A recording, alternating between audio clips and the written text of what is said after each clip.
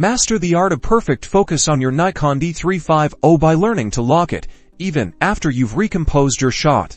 This technique is a game changer for ensuring your subjects are tack sharp, no matter where they are in your frame. First, locate the AFON button on the back of your Nikon D3500. This is the key to our focus lock. To use this method, it's best to be in aperture priority mode, or on your mode dial. This gives you control over depth of field. Now, position your camera so your subject is within the active autofocus area. Press and hold the AFON button with your thumb. You'll hear the focus confirmation beep and see the focus indicator light up. Crucially, with the AFON button still pressed down, move your camera out to recompose your shot. Your focus distance is now locked. With your composition perfected, gently press the shutter button the rest of the way to take your photo. Your subject will remain in sharp focus thanks to our locked focus. This technique is perfect for portraits, wildlife, or any situation where you need precise focus and the freedom to adjust your framing.